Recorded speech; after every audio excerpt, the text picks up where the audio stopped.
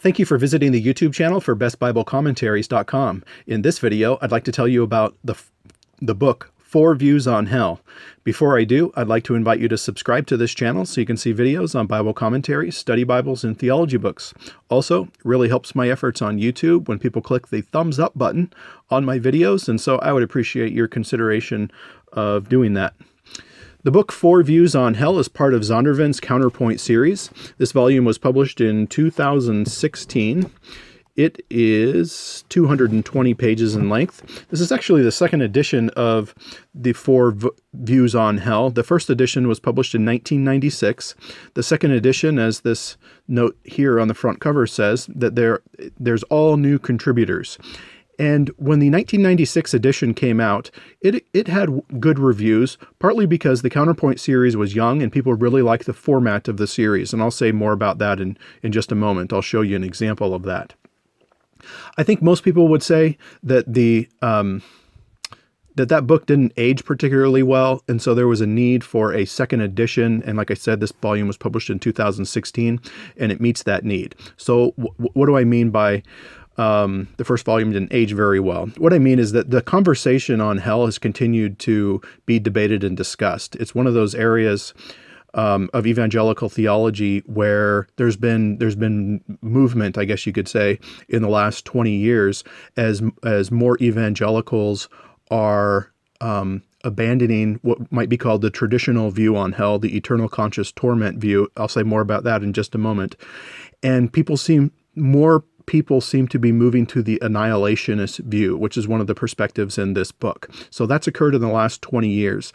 Now, what really caused ripple effects in the evangelical world is when John Stott, I think it was in the late 80s, I'm not sure if that's when he announced his views on annihilationism, or maybe he just was more thoroughly articulating his views in print. Nevertheless, it's around that time period where the annihilationist view, we begin to see this kind of upward movement for it in the evangelical world. Also, or just partly it's moving toward annihilationism, but it might be better said just kind of moving away from eternal conscious torment view. Another example of that would be Rob Bell's book, Love Wins, which maybe was published 10 years ago. Some of you might be familiar with that, which most reviewers would say it's a form of universalism. He might not like that terminology, but I'm just telling you that as far as reviews go, most called his perspective a form of universalism, which is also a perspective in this book. So let me just show you the layout so you can get an idea of the format. I love the format of this series. I can't get enough of these books. I just love the theological discussion. I find fascinating and enlightening and edifying. So let me just show you what that looks like. So there's 4 contributors to the book and then 1 editor. So the book is divided into 4 parts.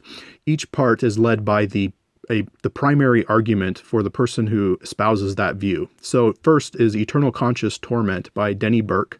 He writes his main argument for that view in about 20 to 30 pages, and then each of the 3 authors responds in 4 to 5 pages to that primary essay. In part 2, the second contributor's turn. It's the second contributor's turn, and John Stackhouse writes the terminal punishment view, which is another way to say the annihilationist view. His argument is in about 20 to 25 pages, and then the other contributors respond to that argument in about 4 or 5 pages each. Next is the universalist view by Robin Perry, and again, he writes his primary essay, and then the other 3 contributors respond. And then the 4th view is Hell and Purgatory by Jerry Wallace. I'll say more about that view in just a second because I'm not sure that's a great fit for this book. But nevertheless, there it is, and we have the other 3 contributors responding, and then Preston Sprinkle offers a conclusion. So the general editor is Preston Sprinkle. He offers He writes an introduction to introduce the authors and their perspectives, and at the end of the book, he summarizes the different perspectives presented and offers some strengths and weaknesses for the arguments that were given. Preston Sprinkle is impartial in this volume, but I personally was interested in what his views are, so I did a little digging online. He's actually written quite a lot about hell online, and it's really easy to find those articles.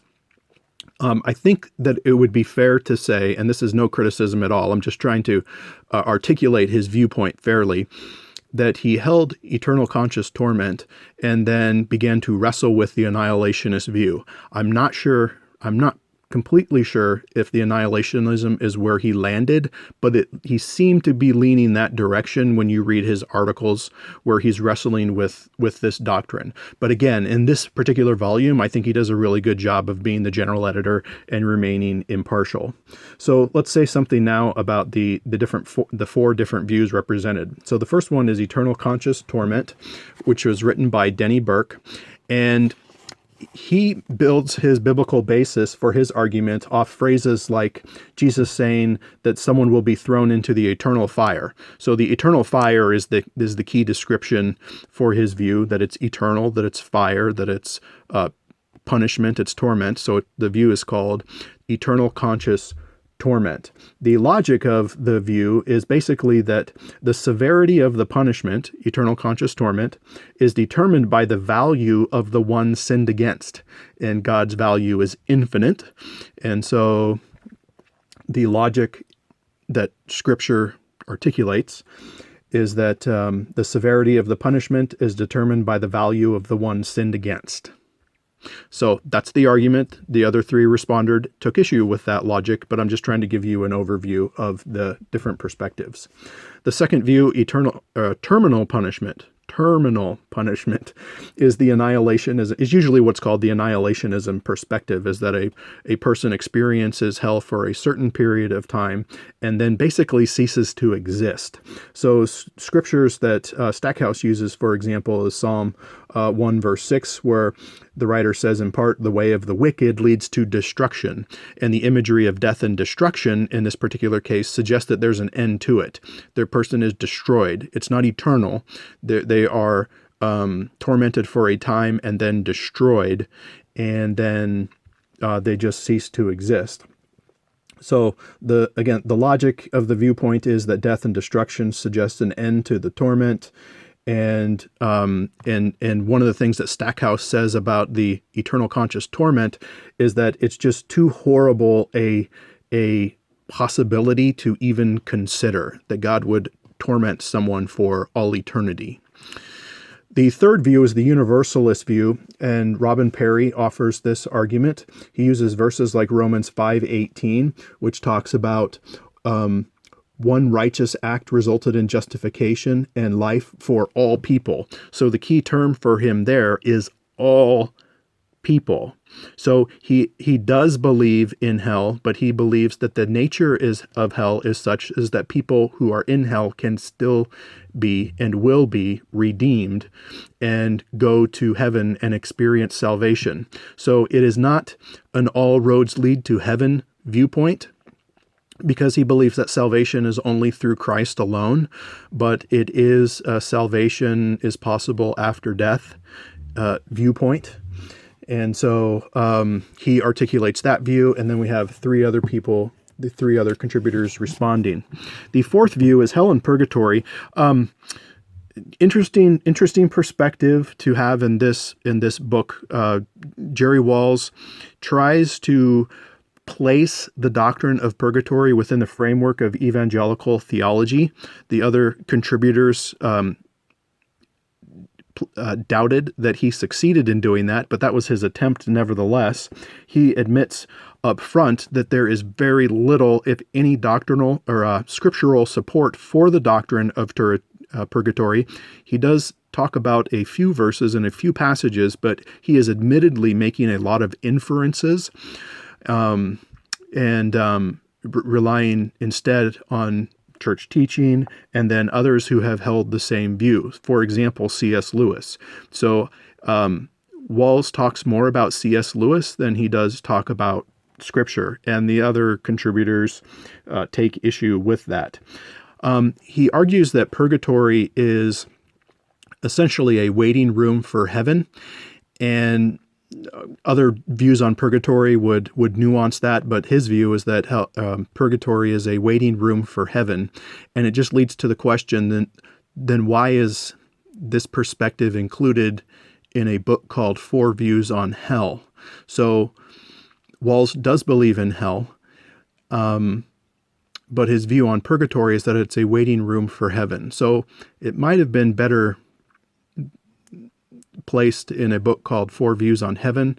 Nevertheless, as far as the discussion and the interaction, I was fascinated and how the others responded to him, and all cordial, of course. That's one of the things that I like about these volumes, is all the discussion is cordial as opposed to a lot of what you find online these days. I like cordial theological discussion and debate. I think it's healthy and edifying and helpful. So speaking of helpful, I hope this video has been helpful to you. Thank you for watching it, and thank you for visiting bestbiblecommentaries.com.